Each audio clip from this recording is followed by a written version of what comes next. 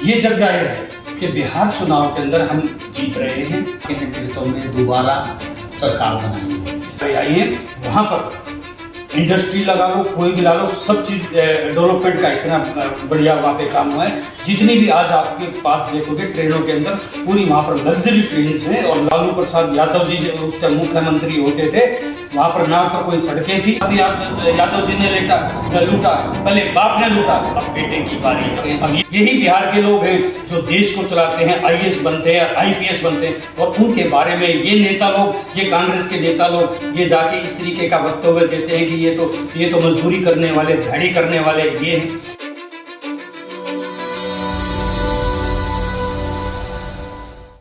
नमस्कार, मैं हूं मोहित शर्मा और आप देख रहे हैं गुरुग्राम ब्रेकिंग न्यूज। बिहार में चुनाव है, छठ पूजा का पावन उत्सव चल रहा है। हर एक बड़ी राजनीतिक पार्टी बिहार चुनाव को अपने पाले में अब लेने को तैयार खड़ी है।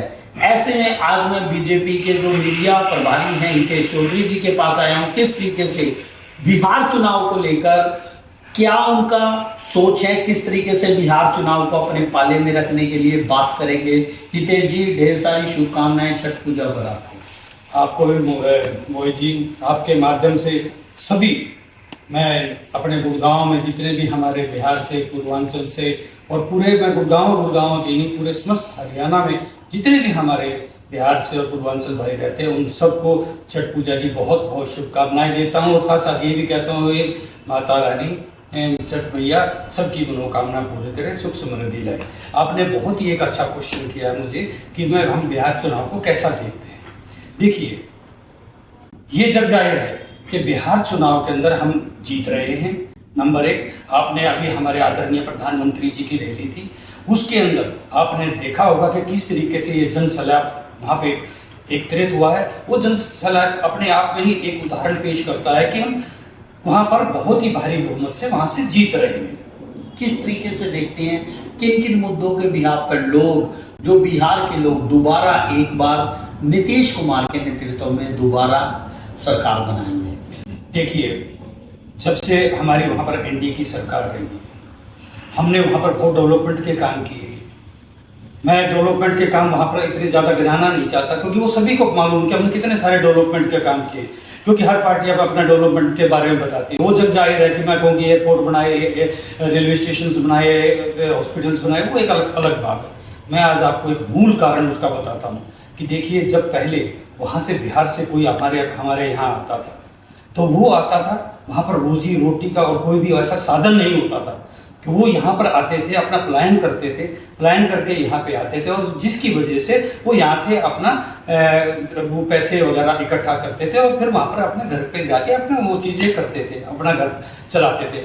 इवन तो आप ये चीज़ आप देख के हैरान रहेंगे, जो मैं ये बात इसलिए बताना चाहता हूँ, जो हमारी यंग जनरेशन है उन्होंने वो समय नहीं देखा। मैं उस यंग जनरेशन को ये बात बताना चाहता हूँ कि जब उस टाइम जो ये लोग यहाँ पे आते थे, वो एक बाल्टियां तक भी यहाँ से लेके जाते थे, क्योंकि वहाँ कोई साधन नहीं था। एक बाल्टी की कीमत सिर्फ 50 रुपए की कीमत होती थी, पर वो भी यहाँ से अपने साथ लेके जाते थे, पेंट की बाल्टियां, इनको बाल्टियां। और आज जब से हमारी सरकारें आई हैं, वहाँ पर इंडस्ट्री लगा लो, कोई भी ला लो, सब चीज़ डेवलपमेंट का इतना बढ़िया वहाँ पे काम हुआ है। जितनी भी आज आपके पास देखोगे ट्रेनों के अंदर पूरी वहाँ पर लग्जरी ट्रेन्स हैं, और लग्जरी ट्रेन्स में लोग आते हैं। अब जो यहाँ पर भी जो लोग आते हैं, वो कुछ अपना उनका सामान होता है तो वो यहीं छोड़ के चले जाते हैं। वो कहते हैं हमें इस सामान की ज़रूरत नहीं है। और मैं साथ साथ आपको एक बताता हूँ, उस समय के टाइम में और आज के समय के टाइम में क्या बदलाव हुआ है। उस समय चलता था जंगल राज।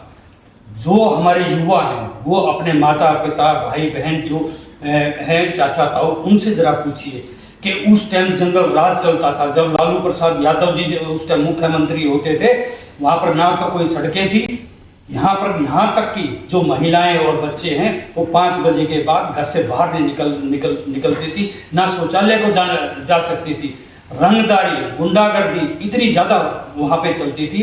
कोई भी आदमी जिसको उनको ये पता लग जाए कि इनके पास पैसे हैं या उसके, अगले दिन उनको फिरौती मांगने के लिए आ जाते थे। और ये सारा का सारा काला काला बाजारी कहाँ से चल रहा था, लालू प्रसाद जी जब वो सीएम थे उनके सीएम हाउस से चल रहा था। इतनी बड़ी इन्होंने बिहार के जो लोगों के साथ त्रासदी मचा रखी थी, एक जंगल राज, गुंडा राज ऐसा बना रखा था। सिर्फ गुंडा प्रवृत्ति के वहाँ पे लोग रहते थे। शाहबुद्दीन, आप अपने माता पिता और जो बड़े हैं उनसे जरा पूछिए, शाहबुद्दीन जैसा एक खतरनाक इस तरीके से गैंग चलते थे। उन्होंने सरेआम एसपी को रोड के ऊपर पीटते थे। जब एक एसपी जो नुमाइंदा वहाँ पर सुरक्षित नहीं है तो आम जनता कैसे सुरक्षित होगी। आज मैं बात करूं कि आज उनका बेटा बार बार ये कहता है कि मैं आप सभी परिवारों को नौकरी दे दूंगा, सब परिवारों को नौकरी दे दूंगा। अरे क्या मैं उसकी क्वालिफिकेशन के ऊपर ज़्यादा बात नहीं करना चाहता। वो ही आदमी इस तरीके की बात कर सकता है जिसको ज्ञान ना हो, कि उसको कोई समझ ना हो कि अरे भाई जो आप नौकरियां दोगे इसमें 12.5 लाख करोड़ रुपए लगने और बिहार का बजट ही 3 करोड़ रुपए का, तो कहाँ से आप वो नौकरी दे पाओगे। उस टाइम में क्या था, लालू प्रसाद यादव ने जितने भी बच्चे वहां पर नौकरी लग रहे थे उनकी जमीनें हड़प ली, उनके बदले उन्होंने नौकरी दी, और कईयों को तो ऐसा भी किया उनके जमीन भी हड़प ली और उनको नौकरी तक नहीं ली। अरे जो इंसान अपना चारा तक उन्होंने खा गए, जानवरों को नहीं बख्शा, तो वो अब इंसानों को क्या बख्शेंगे। मैं आपके माध्यम से ये कहता हूँ, उस टाइम लालू प्रसाद यादव जी ने लूटा, पहले बाप ने लूटा, अब बेटे की बारी है। अब ये भी उन्हीं चालों के ऊपर आ रहा है। तो मैं अपनी भोली भाली जनता से एक प्रार्थना और आग्रह भी करना चाहता हूँ कि आप उनके बहकावे में मत आइए।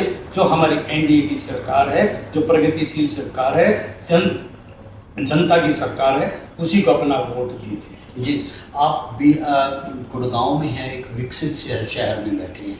किस तरीके से गुड़गांव के विकास में बड़े बड़े धनाढ़ जो लोग हैं वो बिहार समुदाय से हैं, यहाँ पर भी काम कर रहे हैं और उनके जाहिर सी बात है वो अपने लोगों को यहाँ प्रवासी देखते थे, तो क्या आप उनसे अपील करना चाहेंगे, किस तरीके से देखते हैं? और दूसरी बात, हमारा जो आज के समय में जो IAS हैं, जिस तरीके से हम जो स्टडी करें वहाँ पर किस तरीके से आप बिहार चुनाव में, क्योंकि पढ़ा लिखा है जैसे नीतीश कुमार को दोबारा एक्सेप्ट कर पाएगा नहीं कर पाएगा, वहाँ पर कुछ शंका लग रही है, वहाँ पर क्या कहेंगे? देखिए, मैं आपको एक चीज़ बताता हूँ मोहित जी। देखिए, इन लोगों ने, RJD वालों ने और कांग्रेस ने, इन्होंने आपस में एक गठबंधन कर रखा है। ठीक है, ये गठबंधन क्या है?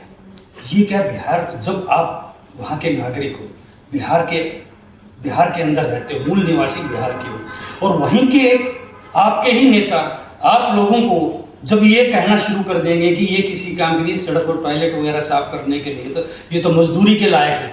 अरे क्या ये वक्तव्य सही है? क्या ये वक्तव्य उनको शोभा देता है? ये बिहार के लोग पूरा मैं आज आपके माध्यम से बताना चाहता हूँ, पूरे विश्व के अंदर बुद्धिमत्ता में सबसे पहले नंबर के ऊपर आते हैं। यही बिहार के लोग हैं जो देश को चलाते हैं, IAS बनते हैं, IPS बनते हैं, और उनके बारे में ये नेता लोग, ये कांग्रेस के नेता लोग ये जाके इस तरीके का वक्तव्य देते हैं कि ये तो मजदूरी करने वाले, दिहाड़ी करने वाले ये हैं। और आज उनको ये पता नहीं कि बिहार का नागरिक कितना अपने आप के अंदर वो हो चुका है, पैसे के अंदर कितना उसने अपना मजबूती कर ली है। अब आने वाले चुनाव में आप ये देख लेना, यही लोग इनको मुंह पे ऐसा करारा तमाचा लेंगे कि अभी जितनी बड़ी बड़ी बातें कर रहे हैं ये चारों खाने चित मिलेंगे। और मैं आज आपके माध्यम से ये बताना चाहता हूँ कि ये हमारी गठबंधन की सरकार, ये पूरे बहुमत से हम ये सरकार बना रहे हैं। तमाम हरियाणा के बड़े नेता बिहार अभी चुनाव प्रक्रिया के दौरान पहुंचे हुए हैं, किस तरीके से देखते हैं? क्या वो हरियाणा के उदाहरण को वहाँ पर क्या बता पाएंगे? कुछ शब्द बताएंगे? देखिए, ये बात बिल्कुल सही है। देखिए, जब कभी भी ऐसा चुनाव होता है तो देखो हर पार्टी अपने अपने कन्वेंसिंग के लिए अपने स्टार प्रचारकों को भेजती है। तो हरियाणा से भी बहुत सारे हमारे नेता यहाँ से मंत्री और वो गए हैं। हमारे यहाँ गुड़गांव से भी मैं अपनी बात करूँ तो हमारे प्रिय और हमारे लोकप्रिय मंत्री राव नरवीर सिंह जी भी वहाँ पे गए हुए हैं, और वो आज से नहीं काफ़ी दिनों से वहाँ उन्होंने अपना प्रवास कर रखा है। और वो तब मेरे हिसाब से वो 10 तारीख तक भी वहाँ से वो वापस आएंगे। जब तक वो वहीं पर ही रह के वो जनता को ये बताएंगे कि किस तरीके से हमने हरियाणा के अंदर एक पारदर्शी सरकार और एक सुशासन सरकार लेके आए हैं। इसी तरीके से हम बिहार के अंदर भी आप हमें वोट दीजिए, बिहार के अंदर भी सेम वही सरकार उसी तरीके से जनमानस की सरकार लेके आए। जैसे छठ पूजा का महोत्सव चल रहा है, बिहार वासियों को जो यहाँ पर है, कुछ अपील करना चाहेंगे? मैं बिल्कुल अपील करना चाहूँगा।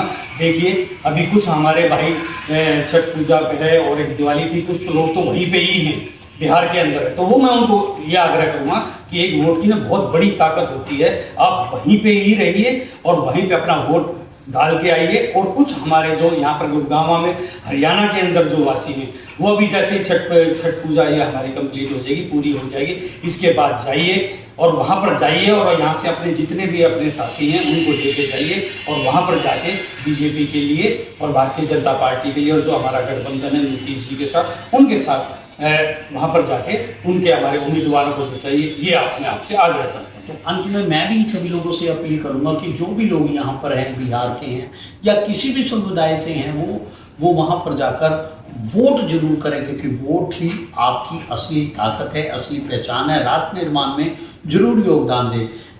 हितेश जी, किस तरीके से आप अभी छठ मैया का जैसे यहाँ पर गुरुग्राम में काफ़ी घाट यहाँ पर बने हुए हैं, वहाँ पर किस तरीके से देखते हैं, कौन कौन से यहाँ पर आपका क्या औचित्य है इस पर? देखिए यहाँ पे क्या है, बहुत सारे घाट बनाए हुए हैं और ये क्योंकि देखो यहाँ पर हरियाणा में और मैं कहता हूँ गुड़गांव के अंदर हमारे बिहार के और ये पूर्वांचल के भाई बहुत सारे रहते हैं, ऐसा नहीं कि तो यहाँ पर मेरे हिसाब से बहुत सारे घाट बने हुए हैं।